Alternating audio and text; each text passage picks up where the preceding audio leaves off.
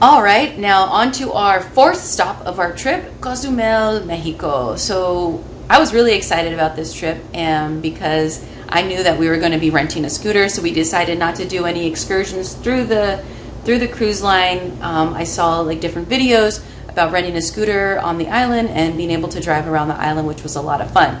So the place that we rented our scooters from is C&M Scooter Rentals and Tours. I'll put the information about this company in the description below in this video. I actually rented the scooter ahead of time just to make sure that there was a scooter available when we showed up. So I went on their website and I was able to pay through PayPal and reserve the scooter ahead of time. Now, from where the ship docked, it was probably about a 10-minute taxi ride to pick up the scooter. So it wasn't a short walk off the ship, but as you did get off the ship at the port, there was plenty of people who are offering scooter rentals to their particular locations wherever they were selling from. But because I already had pre-reserved, I wanted to make sure that I went to this particular place. So we did that, got the scooter rental, and they were able to. It had been a while since I've been on a scooter, so that he allowed me to drive around the block. And then they also gave us a map as well of the scooter. I had already done a lot of research on different places that I wanted to stop at along this route in Cozumel. So something that you can do to even plan ahead is that you can go into Google Maps and you can create all the different stops that you want, starting from whatever the scooter rental place you're going to be starting from. And you can already have it mapped out. And then you can share that link of your Google map and send it to yourself, so that when you get there, all you have to do is click on the link and your map is set up. So you don't have to input things or, oh, what was the name of, whatever the place you wanted to visit. So I felt that was really, really helpful in getting us started and getting us moving, and also made us feel a lot comfortable in terms of getting on the road in Cozumel as well. So our first stop was Playa Corona. And Playa Corona was a spot where you can eat and drink, and they also had snorkeling. So one of the main things that we were looking forward to on this particular vacation was doing and embarking in on the snorkeling as well. So we brought our own snorkel gear, and when we got to this place, it was very quiet. Not a lot of people were there. You could either pay just to snorkel, or you could also pay to obviously eat and snorkel. Your food would allow you to snorkel as well. So we stopped, and my partner got a beer, and for me, I just wanted to snorkel. So I got into the water, and there was definitely a lot to see, and how much they had spaced out for you, because you can see that the buoys kind of put you in a certain area. There was a lot of space there as well, and I didn't even get to venture out that to the farthest that I wanted to. I feel like I needed a lot more time to do more of the snorkeling. So definitely I want to come back to Cozumel and do more snorkeling there, and just embrace more of that, because I love being underwater and seeing all the beauty that lives underwater as well.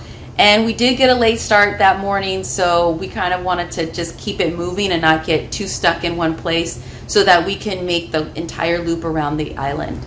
And so as we continued on through our travels on the scooter, one thing we wanted was to find food that seemed very local, not necessarily, resortish, I guess you can say. So we stumbled upon this restaurant. It was on the other side. It was on the left side of us, and we made a U-turn, and I mean, it just was delicious. So I'm going to share pictures of those with you. As you can see, like, we had salsa and chips. The tacos had a lot of meat. My partner got, got ceviche, and their salsas were delicious. I mean, it was really, really good, and we would definitely want to come back. So that definitely fueled us up for our continued journey, and we continued driving along the coast of Cozumel, and it is just an amazing, beautiful experience to be in a scooter and to be within nature, within the air, and the ocean right next to you as well. I highly, highly recommend doing a self-guided tour. If you don't feel comfortable, you can always hire the company. Even the company that we rented our scooters from, they offer guided tours on the scooters as well, if it's something that you like to do. And we stopped at like a reggae type bar, and we stopped to ask to make sure I was looking for a blowhole, and so I couldn't find the exact locations for my videos, and so he kind of was helping out with that as well. And I mean, it's one of those moments where we felt like, man, we wish we had more time to sit and chat with the guy who was behind the bar, because he was so nice, and it just seemed so easy to talk to, and we just felt like we could have spent more time there. But once again, we wanted to continue to get on the road, and our next stop was El Mirador, which is more like a photo op spot. Like, basically looks kind of like a bridge, but rocks kind of building the bridge together. And yeah, it's a photo op. There's lots of vendors here too, so you may want to buy something, or the vendors are going to suggest that you buy something as well. So it was really nice. The person that helped us was really nice as well. And we continued on our journey, and we came upon another beach, and this beach was free actually. And we stopped to take a look, and I was kind of inching my way, like I want to get in the water, and my partner's like, we need to make sure that we get back to returning the scooter, getting a taxi, and then getting back to the ship on time. I think that Roatan Honduras experience really put that reminder in our heads, like, you want to do it, even though I just love being on the water and love experiencing the beaches. So, but next time we'll be back.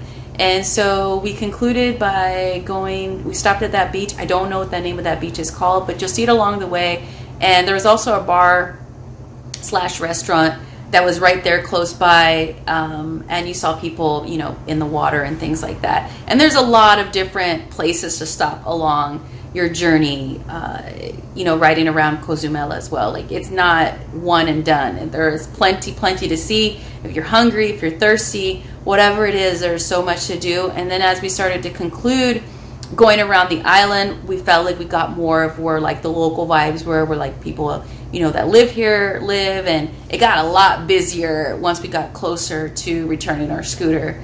And so we returned our scooter, and we had so much fun, and we're so glad that we were able to have that experience. But definitely we're going to start our day a lot earlier in Cozumel. I felt like we kind of had a late start, and I think just by being on the cruise, sometimes we get tired, and we just wanted to take our time getting up and eating breakfast and getting off the ship. But for sure, next time, definitely Cozumel is on the list to visit again. It's beautiful, and there's definitely a lot more to see. So we look forward to that trip on our next stop in Cozumel.